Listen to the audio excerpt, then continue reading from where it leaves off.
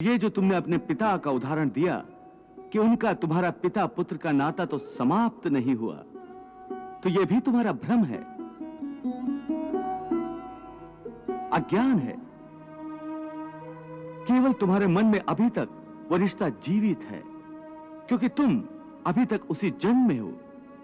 परंतु तुम्हारे पिताश्री इस समय जिस योनि में भी होंगे, उनके लिए वो रिश्ता समाप्त हो चुका है। क्या तुम बता सकते हो कि पिछले जन्म में तुम्हारे किस रिश्तेदार ने तुम्हारे लिए कितना विलाप किया था? नहीं केशव, ये मैं कैसे बता सकता हूं? मुझे तो ये तक याद नहीं कि वो कौन थे।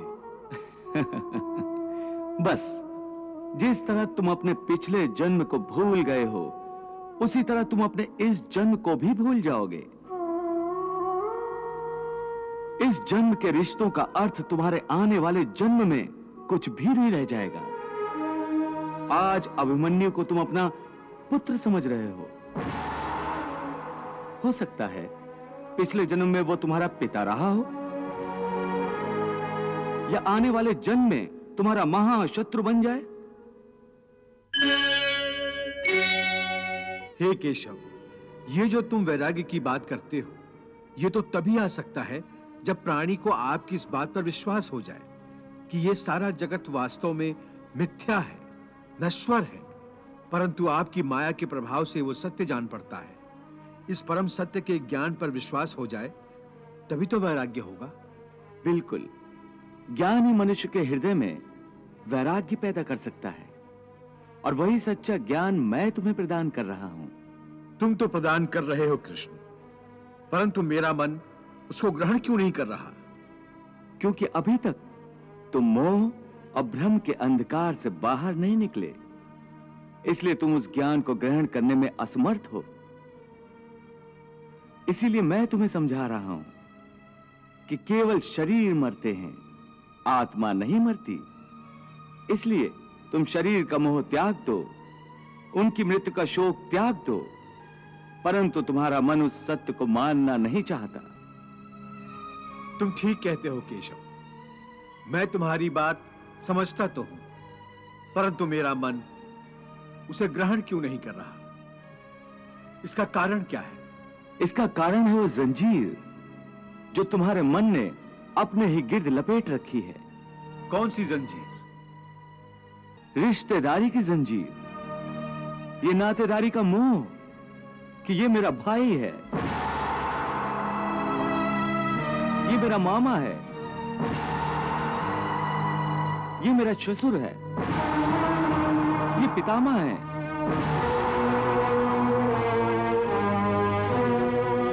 तुम ठीक कहते हो कि रिश्ते नातों की जंजीरों ने मुझे चारों तरफ से जकड़ रखा है, परंतु मैं इस जंजीर को कैसे तोड़ दूं? मैंने मान लिया कि ये सारे शरीर नाशवान हैं, परंतु इनके साथ जो मेरे रिश्ते हैं वो तो नाशवान नहीं है, वो तो सच्चे हैं। भीष्म मेरे पितामह हैं, अभिमन्यु मेरा पुत्र है, महाबली भीम मेरा सहोदर भाई है। ये रिश्ते तो सच्चे हैं। भले इन सब के शरीर मर जाएंगे, परंतु इन सब के साथ जो मेरे रिश्ते हैं वो तो नहीं मरेंगे। जैसे आज मेरे पिता महाराज पांडु का शरीर नहीं है, परंतु मेरे पिता आज भी महाराज पांडु हैं। पिता पुत्र का तो वो पवित्र रिश्ता समाप्त नहीं हुआ। इन रिश्तों की पवित्रता पर मैं कैसे प्रहार करूं? शरीर को भूल जाओ, परंतु अपने दादा के रिश्ते पर तीर कैसे चलाऊं? अपने भाई के नाते पर तलवार कैसे उठाऊं? अर्जुन, ये रिश्ते, ये नाते सब इस जन्म के हैं। इस जन्म से पहले या इस जन्म के पश्चात इन रिश्तों का कोई अस्तित्व नहीं रहता। ये काका, मामा, भाई, पुत्र, पितामह पिछले जन्म में कहां थे? तुम्हारे क्या लगते थे? और अगले जन्म में ये क्या होंगे? कहां होंगे? इसका उत्तर है तुम्हारे पास? नहीं केशव। इसीलिए कहता हूं कि जब शरीर नाशवान है तो ये रिश्ते भी नाशवान हैं, क्योंकि ये सब नाते शरीर के हैं। और ये जो तुमने अपने पिता का उदाहरण दिया कि उनका तुम्हारा पिता पुत्र का नाता तो समाप्त नहीं हुआ, तो ये भी तुम्हारा भ्रम है, अज्ञान है। केवल तुम्हारे मन में अभी तक वो रिश्ता जीवित है, क्योंकि तुम अभी तक उसी जन्म में हो। परंतु तुम्हारे पिताश्री इस समय जिस योनि में भी होंगे, उनके लिए वो रिश्ता समाप्त हो चुका है।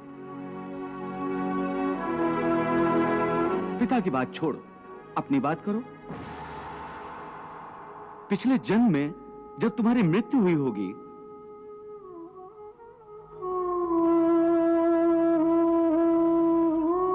उस समय तुम्हारे सब संबंधी रिश्तेदार रोए होंगे।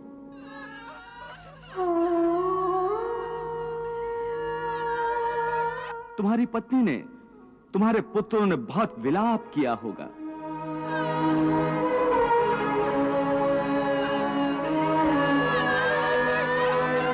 परंतु आज इस जन्म में तुम्हें याद भी नहीं कि किसने तुम्हारी मृत्यु पर विलाप किया था। आज तुम्हारे लिए उनका या उनके रोने धोने का कोई मोल नहीं। इसलिए समझा रहा हूं कि ना किसी के मरने का शोक करो, ना किसी के साथ नाता टूटने का दुख मानो। वैसे भी मेरी माया इतनी प्रबल है अर्जुन, कि जिन्हें तू समझता है कि तेरी मृत्यु के बाद शोक करेंगे, सारा जीवन रोते रहेंगे, वो भी असत्य है। मेरी माया के प्रभाव से थोड़े ही दिनों के बाद उन रोने वालों को तू फिर हंसता खेलता देखेगा।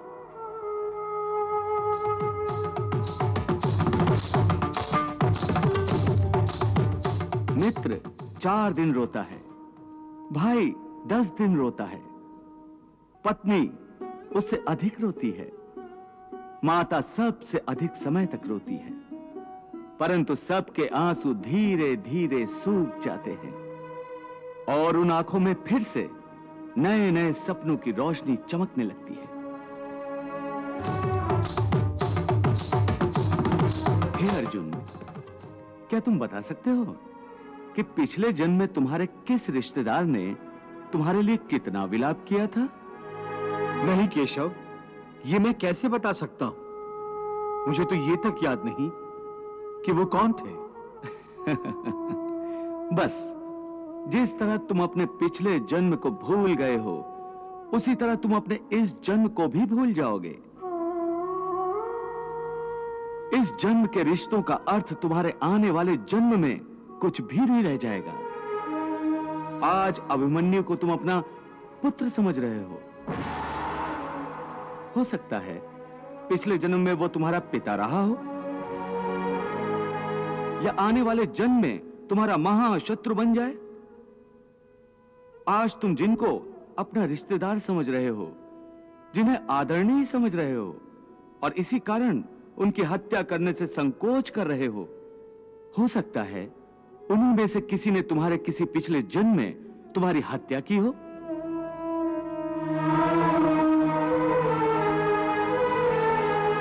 या तुम अगले जन्म में उनकी हत्या कर दो। हे अर्जुन, ये रिश्ते शरीर के जन्म के साथ पैदा होते हैं और शरीर की मृत्यु के साथ मर जाते हैं। इसलिए इन रिश्ते नातों के चक्रव्यूह से बाहर आ जाओ। आत्मा अमर है, इस अमर सत्य को पहचानो। रिश्ते तो बदलते रहते हैं। संजय, ऐसे ही लोग होते हैं जो परिवारों में फूट डाल देते हैं, भाई को भाई से अलग कर देते हैं, अखंड परिवार में दुश्मनी के बीज बो देते हैं। ये कृष्ण तो बातों का धनी है। बचपन में माखन खा खाकर इसकी बातें भी चिकनी चुपड़ी हो गई हैं। लगता है ये अर्जुन को रिश्तेदारी के मोह से निकाल कर ही छोड़ेगा। महाराज, बातें सच्ची हों तो मनुष्य उसे तुरंत मान लेता है।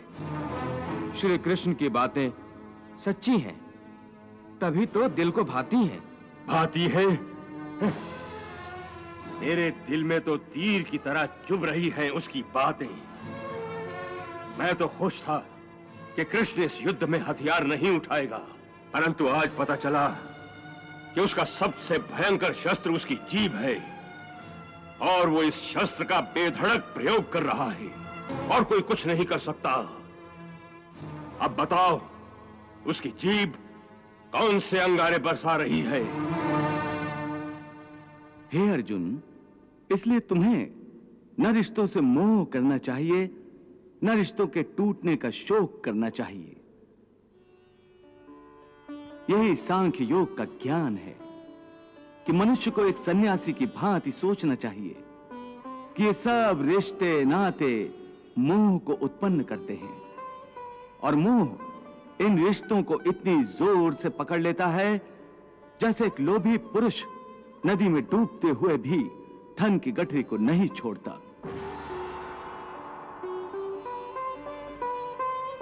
और आखिर में उसी गठरी के बोझ से खुद भी डूब जाता है।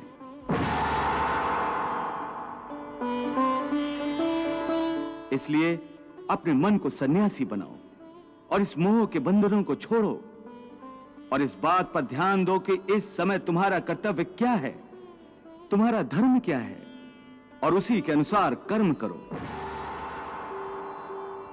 प्रभु, भगवान श्री कृष्ण एक और तो अर्जुन को यह समझाने का प्रयास कर रहे हैं कि ये रिश्ते नाते सब व्यर्थ हैं। इनका मोह त्याग दो, इन बंधनों से मुक्त हो जाओ। और दूसरी ओर वो अर्जुन को युद्ध करने की प्रेरणा दे रहे हैं, उसे सगे संबंधियों के विरोध हथियार उठाने को कह रहे हैं, उनकी हत्या करने को कह रहे हैं। देवी, अर्जुन को भगवान श्री कृष्ण का उपदेश ठीक ही है, इसमें शंका और संदेह की कौन सी बात है? प्रभु, युद्ध करना और अपने शत्रुओं की हत्या करना योद्धाओं का काम है, सन्यासी का नहीं। परंतु भगवान श्री कृष्ण अर्जुन को संसारी मोह त्यागने को भी कह रहे हैं और युद्ध करने को भी कह रहे हैं। तो भला एक ही समय में एक मनुष्य योद्धा भी बने और सन्यासी भी बन जाए, ये कैसे संभव है? ये तो परस्पर विरोधी विचार है। सन्यासी हो जाए तो युद्ध क्यों करे और युद्ध करे तो सन्यासी कहाँ रहा? नहीं देवी, भगवान श्री कृष्ण ने अर्जुन को सन्यासी बनने का उपदेश नहीं दिया, बल्कि मन से सन्यासी बनने को कह रहे हैं। सन्यासी बनने का उपदेश नहीं दिया तो फिर मोह त्याग की मांग का क्या अर्थ है? देवी, भगवान श्री कृष्ण इस संसार को त्यागने के पक्ष में नहीं है। वो तो केवल ये चाहते हैं कि मनुष्य इस संसार में रहते हुए अपने कर्म के फल स्वरूप मिलने वाले समस्त भोगों का भोग करे, परंतु आसक्ति रहित होकर। मनुष्य को मुक्ति के लिए सन्यासी बनने की आवश्यकता नहीं है। केवल मन से सन्यासी बनकर अपने सुख दुख को भोगता हुआ भी अपने धर्म को न भूले, मोह माया के चक्कर में पड़े बिना अपने धर्म को निभाए। सन्यासी नहीं, सन्यासी की भांति कर्म करे। हो निर्लिप्त जो कर्म का योगाचरण करे इन इंद्रियों द्वारा।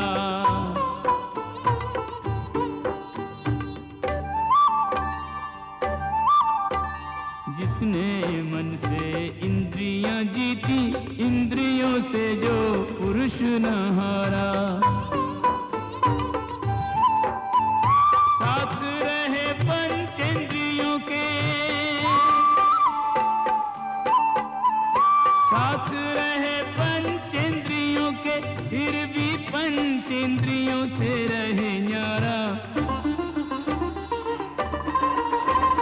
साथ रहे पंचेंद्रियों के, फिर भी पंचेंद्रियों से रहे न्यारा। कर्म के ऐसे योगी को शास्त्रों ने नरोत्तम कह के पुकारा। कर्म के ऐसे योगी को शास्त्रों ने नरोत्तम कह के पुकारा। तो धर्म को निभाते हुए मनुष्य कर्म तो करेगा ही, और कर्म करेगा तो सन्यास को कैसे निभाएगा? देवी, यदि आप समझती हैं कि सन्यासी होने के बाद कर्म छूट जाता है, तो आपने भगवान श्री कृष्ण के उपदेश को समझा ही नहीं। हाँ प्रभु, बात स्पष्ट रूप से मेरी समझ में नहीं आ रही है, इसीलिए मैं आपसे समझना चाहती हूँ। देवी, ऐसा नहीं है जैसा आप समझ रही हैं। संसार में जीने के लिए हर प्राणी को कुछ न कुछ कर्म तो करना ही पड़ता है, जो उसके लिए अनिवार्य है, आवश्यक है। जैसे पेट की भूख मिटाना हर जीव के लिए अति आवश्यक है, यहां तक कि अपनी पेट की आग बुझाने के लिए सन्यासी भी भिक्षा मांगकर गुजारा करता है। भिक्षाम देहि, भिक्षाम देहि। अर्थात ये कि कोई भी कर्म से मुक्त नहीं हो सकता। परंतु यदि भगवान श्री कृष्ण की शिक्षा को समझ ले, तो मनुष्य कर्म करते हुए भी कर्म से मुक्त हो सकता है। प्रभु, कर्म करते हुए कर्म से कोई कैसे मुक्त हो सकता है? जैसे स्वयं भगवान श्री कृष्ण। हाँ देवी, मानव अवतार में भगवान श्री कृष्ण का जीवन और आचरण समस्त मानव जाति के लिए संसार में रहते हुए सन्यासी होने का एक उत्तम उदाहरण है।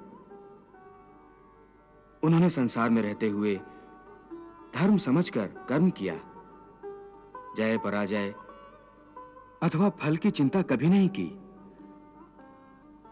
इसलिए जब आवश्यक हुआ, युद्ध भी किया।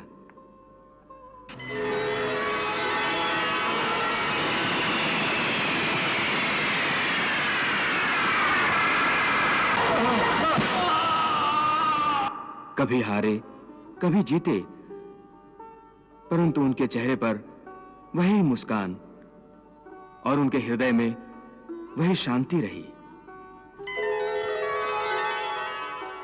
वो चाहते तो विजय श्री की माला हर बार उनके गले में होती। उन्होंने कर्म करते हुए भी लाभ हानि या उसके परिणाम की चिंता कभी नहीं की और अपने कर्तव्य पथ से कभी नहीं हटे। संसारी रिश्ते से कंस उनका मामा था, परंतु धर्म की रक्षा के लिए उन्होंने उसका संहार करने से भी मुंह नहीं मोड़ा।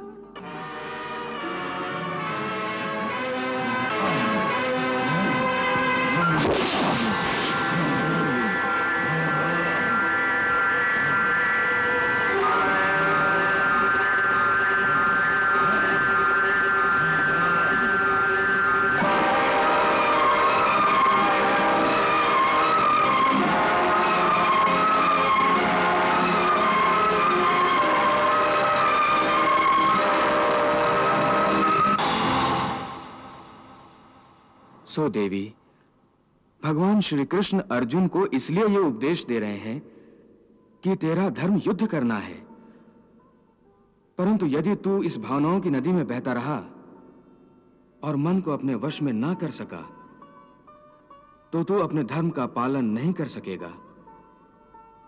इसलिए मन को सन्यासी बना और अपने क्षत्रिय धर्म का पालन कर।